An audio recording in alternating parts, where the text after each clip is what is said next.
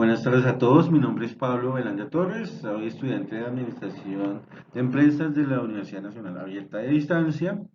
Junto con mis compañeras Keles Contreras y Jenny Lozada, tenemos la finalidad de presentar este video eh, que tiene las diferencias y similitudes que hay entre un contrato público y un contrato privado en Colombia. Todo esto para dar cumplimiento a la materia contratación pública y privada. Iniciando tenemos la introducción, explicando un poco lo que es el contrato. Sabemos que el contrato es un acto jurídico mediante el cual una parte se compromete con otra a cumplir una obligación. Incluso no puede ser una y otra parte, no pueden ser más de dos partes que pueden estar comprometidas a cumplir dicha obligación. De aquí que los contratos tengan unas características especiales, pueden llegar a ser unilaterales o bilaterales. Acá dos cuadros que nos explican un poco más en resumen las diferencias que hay entre estos dos contratos. La contratación pública se escoge por medio de una licitación pública, los contratistas. En cambio, en la privada no es necesario que se convoque a una licitación pública. Los inversionistas en el Estado son el Estado mismo. En cambio, en la privada, los inversionistas son exclusivamente o netamente privados.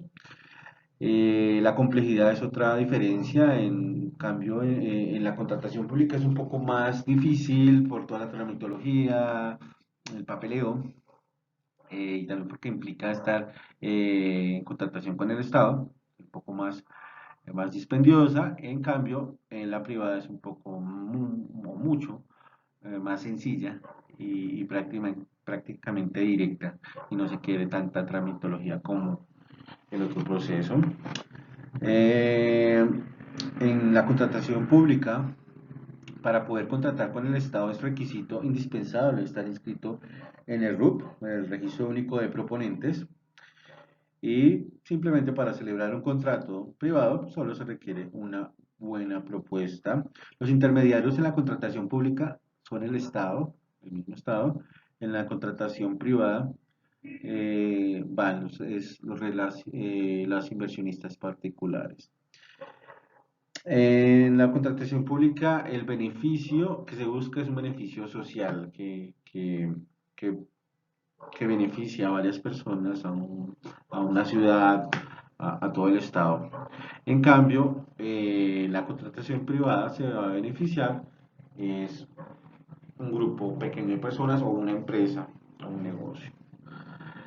Listo. Acá tenemos las partes del contrato, son tres. Tenemos al contratante, es quien paga por recibir el bien o servicio que contrata. Por ejemplo, en este caso es el Estado, el contratante. El contratista es quien provee dicho bien o dicho servicio contratado, y por lo mismo es quien recibe el dinero, el pago.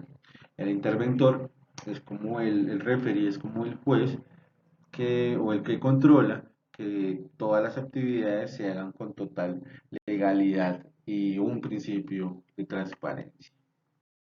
Y hablando de principios, acá tenemos un poco los diferentes principios los diferentes reglas que se deberían cumplir por lógica de convivencia de un proceso tan primordial como estos, como son el principio de economía, selección objetiva, principio de igualdad, principio de buena fe, principio de publicidad, principio de planeación y transparencia.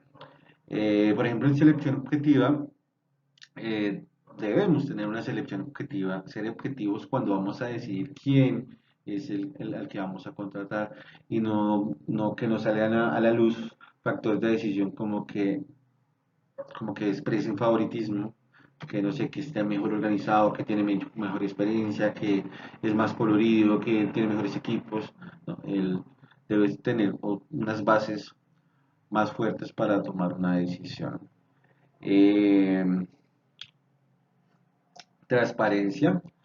También en estos tipos de contratos no es nada privado, la idea es que haya esa tranquilidad de que todos los convocados, los que están ofertando sus servicios, sepan en qué va el proceso, que se está solicitando, en qué proceso van, que se cambió, ¿sí? Todo el mundo tiene esto como una vitrina de cristal donde cada uno sabe qué está pasando y no hay nada encerrado.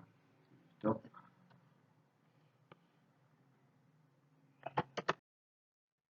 Acá tenemos un cuadro sinóptico de clases de contrato privados en Colombia. Todo esto salen de un artículo de la Constitución. En este caso tenemos 10 clases de contratos privados. Tenemos un contrato consensual. Es consensual cuando se perfecciona por el solo consentimiento. Contrato solemne. Es solemne cuando, cuando está sujeto a la observancia de ciertas formalidades especiales, de manera que sin ellas no produce ningún efecto civil. Contrato real es real cuando para que sea perfecto es necesaria la tradición de la cosa a que se refiere. Contrato accesorio, cuando tiene por objeto asegurar el cumplimiento de una obligación principal de manera que no pueda subsistir sin ella. Hay otro que es el contrato conmutativo. El contrato oneroso es conmutativo cuando una de las partes se obliga a dar o hacer una cosa que se mira como equivalente a lo que la otra parte debe dar o hacer a su vez. Contrato oneroso cuando tiene por objeto la utilidad de ambos contratantes, grabándose cada uno a beneficio del otro. El bilateral y unilateral, cuando el bilateral cuando las partes contratantes se obligan recíprocamente y el unilateral cuando una de las partes se obliga para con otra que no contrae obligación alguna. Contrato aleatorio cuando el equivalente consiste en una contingencia incierta de ganancia o de pérdida.